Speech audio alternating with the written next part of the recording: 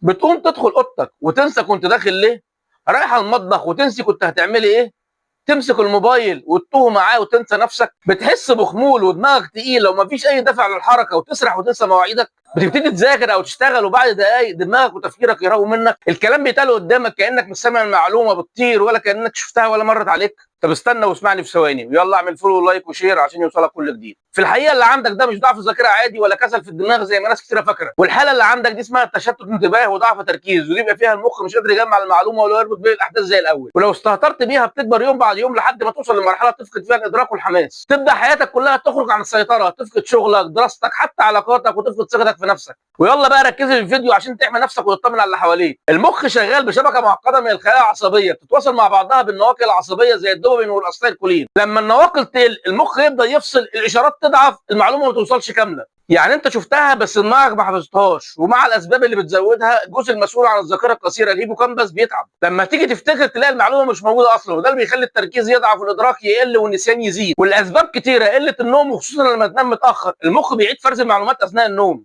التوتر المستمر والقلق والاكتئاب، الادمان المستمر على السوشيال ميديا ده بيخلي المخ متعود على المعلومه السريعه، الوجبات السريعه والسكريات بزياده وسوء التغذيه، نقص الحديد وفيتامين د وفيتامين بي 12 والمغنيسيوم والاوميجا 3، قله شرب الميه، المخ اول عضو بيتاثر بالجفاف، الموبايل قبل النوم بيأثر على افراز الميلاتونين ويشتت الذاكره، حاله فرط الحركه وقله الانتباه ADHD، ودي حاله اضطراب عصبي سلوكي بتيجي في الطفوله بتخلي الطفل ينسى بسرعه، بيقطع في الكلام ومش بيعرف يكمل حاجه للاخر، مندفع وسريع الملل. وفي الصيدليه بتجيلي حالات كتيره بتقول لي نفس الاعراض، لو انت واحد منهم يكتب لي في الكومنتات قله تركيز. طالب ثانوي بيقول لي بفتح الكتاب بعد 10 دقائق بحس مش فاهم ولا كلمه، حاسس ان بقرا في الصفحه ونسيت اولها. طلبنا تحاليل طلع عنده نقص فيتامينات حديد وفيتامين بي 12 وفيتامين د، وطلع نومه متلخبط وما بيشربش ميه كتير. موظفه بتنسى الموبايل او المفاتيح في البيت او الشغل، طلعت بتسهر لحد الفجر قدام الموبايل او اللاب وبتاكل سكريات كتيره. ام دي هتشتكي بتقول ابني بيتحرك كتير ومش بيركز ولا دقيقه، طلع عنده فرط حركه وقله انتباه. كل الحالات دي ما كانوش عارفين عندهم ايه، وجهناهم وسمعوا الكلام واخدوا من النصايح ومشوا على العلاج وهم دلوقتي احسن. حدد لنفسك هدف واحد في اليوم مش 10، خد بالك التركيز ده مهاره بتتدرب عليها مش زرار بتدوس عليه. نام من 6 ل 8 ساعات يوميا في نفس الميعاد حتى في يوم الاجازه. مارس التامل او الصلاه بخشوع او ذكر يهدي. وخد المعلومه دي، استخدم طريقه البومودورو، كل 25 دقيقه تركيز 5 دقائق راحه. نظم يومك، وقت شغل ووقت نوم ووقت راحه وصلاه. ابعد عن التدخين والتوتر والقلق والعصبيه المستمره. امشي او مارس رياضه خفيفه يوميا حتى لو 15 دقيقه. كل اكل صحي قوي الذاكره والتركيز، زود من الفاكهه والخضار، المكسرات، عين الجمل واللوز والشوفان والتمر والعسل، السبانخ والبروكلي والبيض والكركم والتوت والعنب الاسود، العسل الاسود والافوكادو والزبيب والدارك شوكليت بس باعتدال، الاسماك زي التونه والسلمون غنيه بالاوميجا 3، اشرب ميه كتير حتى لو مش عطشان، ومشروبات تزود التركيز، القهوه باعتدال، سكر خفيف، والشاي الاخضر والكاكاو الخام، النعناع والزنجبيل والقرفه والشوفان او لبن دافي بالعسل، عصير البرتقال وعصير الجزر وعصير البنجر. مفيش دواء سحري بس ممكن تستعمل